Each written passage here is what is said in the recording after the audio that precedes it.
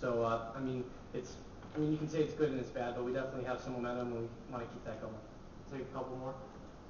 For Tyler, I'm asking you because you're the forward among the group here, but what did it feel like to be, on that side of such a huge goal onslaught, especially when it came so quickly? I don't know. Our team knew, we knew we had scored lots of goals to beat these guys tonight, and it felt great actually. I think we got a couple of great opportunities to score last night and we couldn't be able to bury, and tonight I got a couple more shots on net and I was able to put the puck in the net. Anything else for the student athletes? Let's be the last one. Dan, last night UNH kind of reawakened their offense. How concerned were you about that going into this game, and what did you do defensively to keep them in check? And then Jared, can you talk about being the most outstanding player in the tournament? Well, UNH has an awesome transition game, and that was one of our focuses when we did a video session. So watching them last night, I mean, they scored some pretty nice goals last night, and we were aware of several key forwards that they have. I think even when it went to 5-1, we still knew we had to be smart. We had to stay behind the puck and keep things pretty simple because they were starting to open it up and their D were starting to pinch. So, I mean, obviously they're not going to give up, and they didn't give up at all, and they kept bringing the house. But we were just kind of able to hold on by putting the team first and staying on the defensive side. To answer your question, I mean, it's definitely an honor, but I wouldn't have been able to do it out with my teammates. I have a great defense playing in front of me, great forwards who are committed to team defense. We have great leadership from upperclassmen to freshmen. Everyone knows their role and is excited to be here. And I don't think you can really give that award to myself without the help of my teammates. We have guys stepping up, freshmen, sophomores, juniors, seniors. I mean, I got to thank the captains here, Dan Ringwald, Steven Maddock, big Andrew Favett, and Sean Murphy, excuse me. But it's definitely a great honor, but nothing that would have been possible without the help of my teammates. Okay, thank you, Jared, Tyler, and Dan. You guys are dismissed. Coach, you want to hang out? And we'll open up for Coach Wilson.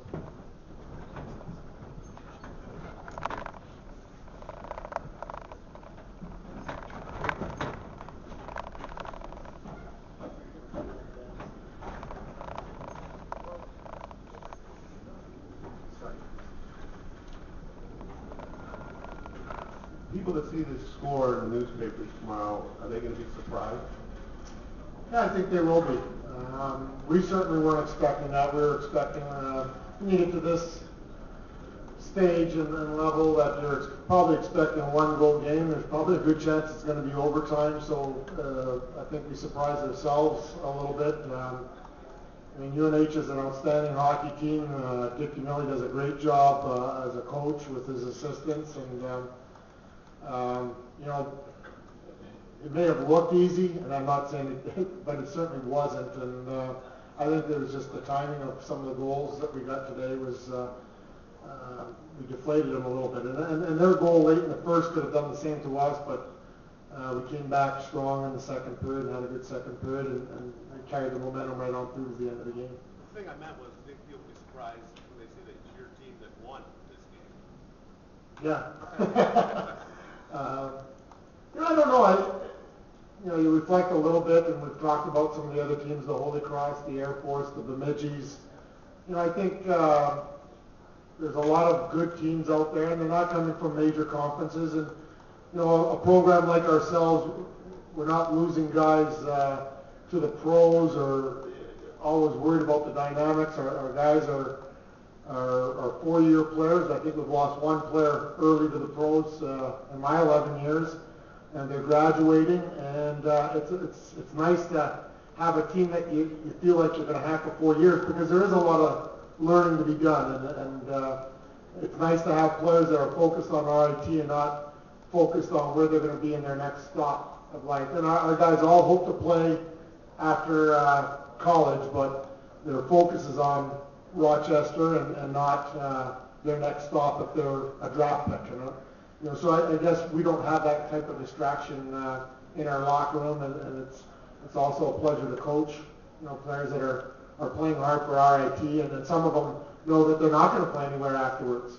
But I think some of the other programs have that difficulty where they're all maybe thinking, or a lot are thinking, that they're going to move on. So I think that's a real plus.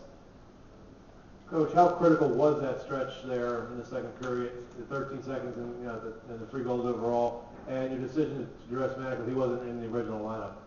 Well, where's Joe? That was a mistake. Stephen was in the lineup all along. He was a starter, and if I wasn't catching that, the fact that I was circling our starters and he was starting, it was, I guess, a copy and paste from last weekend where he was injured and wasn't able to play. So it was a last-minute catch. So I don't think he's even aware of that. I was just praying they were going to say his name in the starting lineup and there wasn't going to be a big mix-up there. But no, we had to go through Dick and the referees to get that changed because it was just a mistake. Just how critical was that stretch there, that 3-goal stretch? I think real critical. I think it, it was a competitive game. The guys talk about that in transition. They're very, very dangerous, and we really, the fact that we got the game a little bit out of reach. I didn't feel real comfortable until we got that last goal, but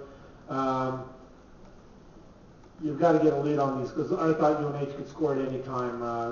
2 lines in particular, and a couple of their defensemen were very offensive-minded. They come at you with a lot of speed, but we just wanted to limit our turnovers in the neutral zone. I thought that was the key of the game, and we turned the puck over a couple times early, but once we started getting the puck deep and cycling, and we got into a rhythm ourselves, and I think we got into our comfort zone a little bit. Coach, both nights up there you had a forward, a defenseman, and a goalie. Can you talk about the balance your team has shown throughout the season between all 3 facets? Yeah, it's. I think a couple things with our team. I think one, Jared's been very consistent in goals, so it starts in that a little bit from there. Our defense as a group, 6 defensemen. If you take a look at their goal totals, they've got more goals than most forwards on a lot of third-line forwards on a lot of different teams, very good teams as well. So we've got a lot of defensemen up around that 10-goal mark. So they really contributed, and Haltingen got 1 in Tenev last night, so we're getting contributions from there. And forwards, people may focus on Cam or Andrew and Tyler as our catalyst, I guess. They're on our power play and so on, but we are getting a lot of contributions from a lot of different people, and that's very key. We roll 4 lines again tonight. We're not concerned with matchups whatsoever. If a team wants to put a checking line, let's say, on our top line, then I feel comfortable playing any of our lines against any of the other team's top lines. So we're not matching or anything. We get into a rhythm, and I think maybe the guys feed off of that, just the confidence that the staff as a whole puts in them in all the different situations. And we'll look at some face-offs late in the game and tight games on who's doing that. But other than that, we don't change things too much, and I think it's healthy for the whole team, and everyone feels like they're contributing and not just a select few.